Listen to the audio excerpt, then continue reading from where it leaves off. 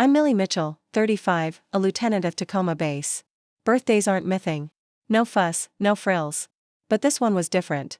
My family threw a party at my parents' place, and my sister handed me a gift box, her smile too wide.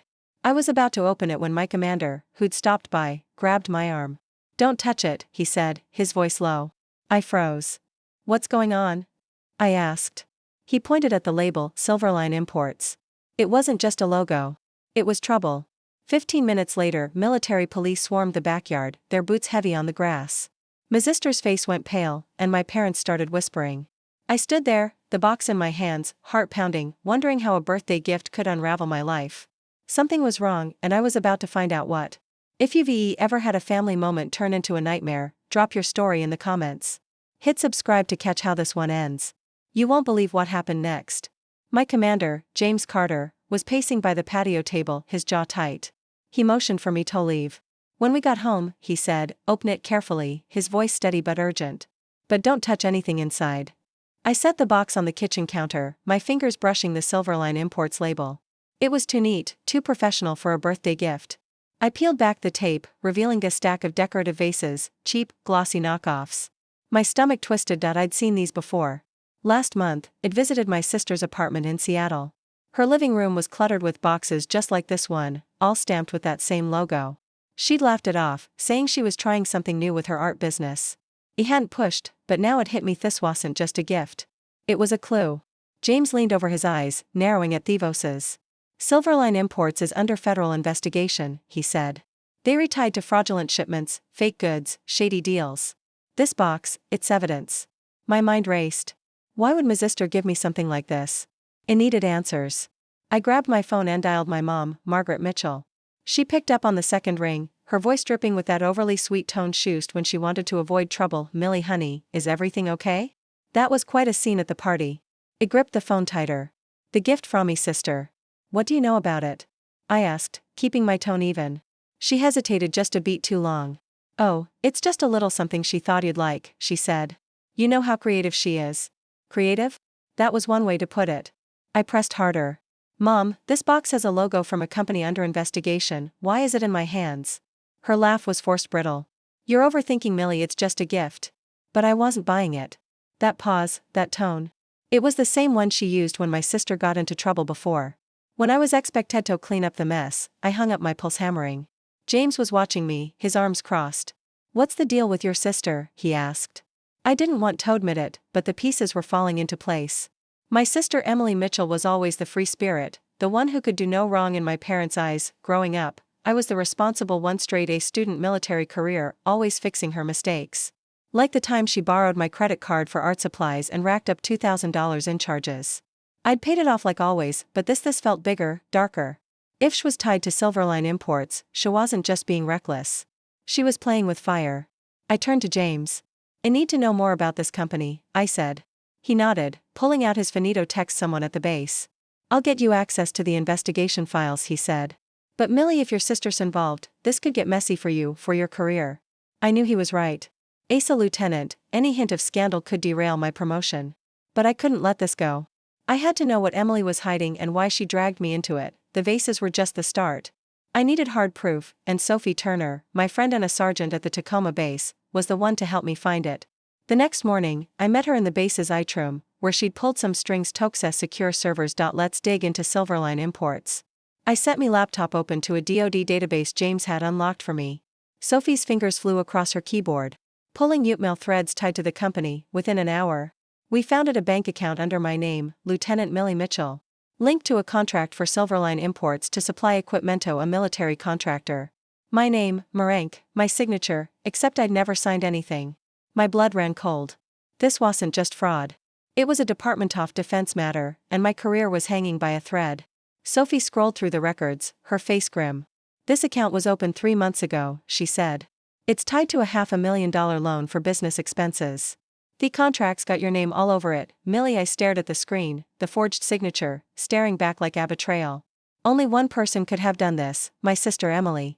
She'd always been the free spirit chasing art dreams while I played the responsible one. But forging my name on a DoD contract worth $500,000. That was a new low even for her. If the Army thought I was involved, I could kiss my promotion goodbye, maybe even face a court-martial under the uniform code. I grabbed my phone and called Emily. She answered on the fourth ring, her voice light like nothing was wrong. "Hey Millie, what's up?" she said. I didn't bother with small talk. "There's a bank account in my name tied to Silverline Imports," I said, me tone flat. "A DoD contract with missignature for $500,000, explain it." Her laugh was quick, too sharp. "You're joking, right? I don't know anything about that. Must be a mix-up." A mix-up. My grip tightened on the phone. "This isn't a game," I said. "My name's on a fake contract. This could ruin me." She went quiet, then snapped, "You're always so dramatic. Maybe someone stole your info. Don't pin this on me." She hung up before I could respond, typical Emily dodge. Deflect, disappeared. I was still fuming when my phone buzzed again. It was my mom, Margaret Mitchell. "Millie, we need to talk," she said, her voice soft but firm. I knew that tone. It was her. "Fix this voice. What's this about, Emily?" I asked, already bracing myself. "Your dad and I heard about your call," she said. Yuri upsetting her. "Millie, she's sensitive. Whatever this is, let it go." Weary family. I clenched my jaw. "Mom. She used me name on a military contract. This could ruin me." She sighed like I was the problem. "You're strong, Millie." Emily snot. "Don't tear this family apart over a mistake. My dad, Thomas Mitchell, got on the line." "She's right," he said. "Don't make this public. It'll hurt us all." I hung up my hands, shaking. They were doing it again, protecting Emily, expecting me to clean up her mess. Growing up, I'd covered for her bad grades, her missed rent, her borrowed credit card. But this wasn't a small favor. This was my name on a DoD fraud case worth $500,000. Sophie looked at me, her eyes steady. "What's your next move?" she asked. It took a deep breath. "We keep digging," I said. "I need every email, every transaction. If Emily's behind this, I'm not letting her hide." Sophie nodded, already pulling up more files. Miprance wanted silence, but I wasn't their fixer anymore. I was done playing the good daughter. It was time to face me family with the truth. On Saturday, I drove to my parents' house in Seattle, a folder of printed emails and a forged contract tucked under my arm. Sophie had helped me pull the documents from the DoD database. And they were damning a contract with Silverline Imports signed with my name. Lieutenant Millie Mitchell, for a fake equipment deal worth $500,000. My stomach churned as I parked outside the familiar craftsman-style house. This wasn't just about money. It was my career, my reputation on the line. If I didn't act, the Army might think I was complicit in a Department of Defense fraud case. I took a deep breath and walked inside, ready for a fight. My mom, Margaret Mitchell, greeted me at the door, her smile tight. "Millie, you didn't say you were coming," she said, her voice edged with worry. My dad, Thomas Mitchell, was in the living room flipping through a newspaper. My sister Emily sat on the couch, her phone in hand, acting like nothing was wrong. I didn't waste time. I dropped the folder on the coffee table, the paper spilling out. "This contract has my name on it," I said, my voice steady. "Signed for Silverline Imports to supply fake equipment to a military contractor worth $500,000. Explain it." Emily's eyes flicked to the papers, then back to her phone. "I don't know what you're talking about," she said. At her tone flippant. "Sounds like a mistake." "A mistake?" My hands clenched. "This isn't a mix-up," I said, pointing to the forged signature. "My name, my rank on a DoD contract, this could get me court-martialed." My mom stepped forward, her hands clasped. "Millie, calm down," she said, "you're making a scene. Emily wouldn't do this." My dad set his paper down, his face stern. "She's right, Millie, you're blowing this out of proportion. It's probably just a clerical error." I opened the folder, pulling out an email chain Sophie had found. "This email sent from your account. Emily confirms the deal." I said it's addressed to a contractor promising delivery of equipment that doesn't exist. My name's all over it. Emily's face palled, but she shrugged. "Someone must have hacked me," she said, her voice sharp. "Why are you always blaming me?" I stared at her. The same excuse she'd used for every mess I'd cleaned up her failed art shows her unpaid bills. But this wasn't a bill I could pay off. This was my life. My mom's voice softened, that familiar fix this tone. "Millie, you're the strong one," she said. Emily struggling. "If this is a mistake, don't make it worse." Weary family. My dad nodded. "Think about our reputation," he said. "If you take this to the authorities, it'll ruin us all." I felt the air leave the room. They were doing it again, closing ranks around Emily, expecting me to take the hit. Growing up, I'd been the one to fix her mistakes to keep the peace. But this time, it wasn't just about family. It was about my integrity, my career. "No," I said, my voice cutting through the silence. "I'm not covering for her anymore. This contract could land me in front of a military board. I'm reporting it. Emily stood, her eyes flashing. You're so perfect, aren't you? She snapped. Always playing the hero. You'll destroy everything just to prove a point. My mom grabbed my arm. Millie, please, she said. We can fix this quietly. I pulled away, my resolve hardening. You want to protect her? Fine, I said. But I'm protecting myself. I gathered the papers and walked out, their voices fading behind me. This wasn't over, but I was done playing their game. I called Sophie the next day and we got to work. In her office at the Tacoma base, we spread out every document we'd pulled from the DO database. Sophie, with her knack for tech, traced IP logs from the email account tied to Silverline Imports. These emails came from a Seattle IP. She said, her voice steady. Same area as your parents' house. My jaw tightened. It wasn't a hacker like Emily claimed. It was her. We spent days cross-referencing transaction records. Sophie found a chain of emails between the fake account and my name and a shady contractor confirming delivery of non-existent equipment. The deal was worth $500,000 funneled through a bank account I'd never opened. Each piece of evidence felt like a nail in the coffin off my sister's lies. But it wasn't enough to just know the truth. I needed a legal case. James had connected me with Agent Brooks, a federal investigator working the Silverline Imports case for the DoD. He's expecting you, James said. Bring everything you've got. I met Brooks at a federal building in downtown Tacoma.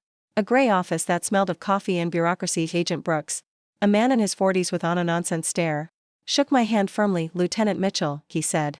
Your commander says you've got something on Silverline Imports. I handed him a binder, pages. Meticulously organized iPlogs, email threads, bank statements, and the forged contract with my name. This account was opened using my identity. I said, my voice calm but firm. I didn't sign this contract. My sister Emily did. Brooks flipped through the binder, his eyes scanning each page. This is solid, he said. The IP logs tie the emails to a specific location. We can work with this. I explained everything: Emily's history of dodging responsibility, the boxes in her apartment, her flippant denial when I confronted her. Brooks listened, jotting notes. If this checks out, he said, we're looking at federal charges, fraud, identity theft. Maybe more given the DoD angle. My stomach twisted. I wanted justice, but the thought of my sister facing prison hit hard. Still, I couldn't back down. What's next? I asked. Brooks leaned back. We'll verify these documents and trace the funds. I fear sister's behind this, she's in deep. You did the right thing coming forward, Lieutenant. Back at the base, Sophie helped me finalize the report. We'd timestamps from the email servers and cross-checked bank transactions. Top row of the account was active during Emily's art venture period. Every detail locked into place, building a case that even my parents couldn't dismiss. I thought about their pleas to keep it in the family. But this wasn't just about them anymore. My name was on a $500,000 scam, and the Army won't care about family loyalty if they thought I was involved. Under the Uniform Code, any hint of complicity could mean a court-martial. I wasn't risking that. By the end of the week, I sent Brooks the final report, a digital copy backed up on a secure drive. He called to confirm receipt. We're moving forward, he said. This could take down Silverline Imports and anyone tied to it. I nodded, my resolve firm. Emily had made her choices and had made mine. I wasn't the family fixer anymore. I was a lieutenant protecting me future. 2 months after handing Brooks the evidence, I stood in a courtroom in Tacoma, ready to face the truth. The federal courthouse was cold, its wooden benches packed with lawyers and onlookers. I adjusted my uniform, the weight of my lieutenant's bars grounding. Today wasn't just about clearing my name. It was about holding my sister accountable for a $500,000 fraud that had nearly destroyed my career. The judge called the case and I took the stand, my heart steady despite the eyes on me. Agent Brooks sat in the front row, his nod giving me strength. He was here to end this no matter how much it hurt. The prosecutor laid out the case against Silverline Imports, detailing the fake equipment deal Tieto, the Department of Defense. My name, Lieutenant Millie Mitchell, had been forged on a contract worth $500,000, a scheme to funnel money through a sham company. I testified about the evidence Sophie Andy had uncovered: IP logs tracing emails to my parents, neighborhood bank statements showing funds moving through an account I never opened, and emails confirming the deal from an account linked to my sister. I had no knowledge of this contract. I said, my voice clear. My identity was used without my consent. Emily sat at the defendant's table. Her face pale, her usual confidence gone. When her lawyer called her to testify, she stood, her hands fidgeting. I didn't mean for it to go this far, she said, her voice cracking. I needed money for me art business. I used Millie's name because I thought it would help get the deal through. The courtroom went quiet. My chest tightened, not from anger, but from the sting of her admission. She'd known exactly what she was doing, risking my career for her own gain. The judge's gavel hit and Emily was sentenced to 2 years of probation and community service. No prison, booth or record was stained, her art dreams tainted. My parents, Margaret and Thomas Mitchell, were in the gallery, their faces drawn. The prosecutor revealed they were under investigation for attempting to conceal Emily's actions based on my testimony about their pressure to keep it in the family. No charges had been filed yet, but the scrutiny was enough to crack their perfect family image. My mom's eyes met mine, pleading, but I looked away that they'd chosen Emily over me over justice. And now they faced the fallout. The judge cleared me of any wrongdoing, confirming my name was clean with the army. My promotion was safe, my career intact. But as I left the stand, I felt no triumph, just a hollow ache. Outside the courthouse, Sophie waited for me, her uniform crisp. "You did it," she said, her voice soft. "You're free." I nodded, but the weight of my family's betrayal lingered. My parents had sent texts begging me to reconsider to fix this for Emily's sake. But I was done being their scapegoat. The courtroom had given me justice, but it couldn't mend what was broken between us. Emily's actions had torn our family apart, and my parents' silence had sealed the rift. I walked away ready to move forward. Even if it meant leaving them behind. After the courtroom, I walked away from my family for good. It was time to rebuild my life. The weeks following the trial were quiet, but not peaceful. My phone buzzed with texts from my mom, Margaret Mitchell, and my dad, Thomas Mitchell, asking me to talk things out for Emily's sake. I didn't respond. My sister's actions forging my name on a $500,000 contract had cost me too much.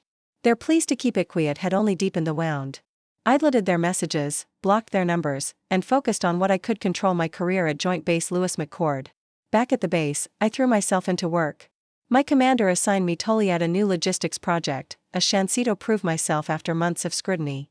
The weight of my lieutenant's bars felt heavier now, a reminder of what I'd fought to protect. I spent long hours in the office coordinating supply chains and mentoring younger soldiers. Sophie was there as always, checking in during breaks. "You're doing okay," she said one day, handing me a coffee. "Better than okay." I smiled, grateful for her support. She'd been my rock through the investigation, never questioning my choice to pursue the truth. Cutting ties with my family wasn't easy.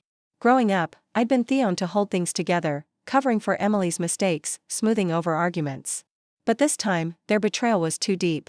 Emily never apologized, never acknowledged the risk she'd put Maine.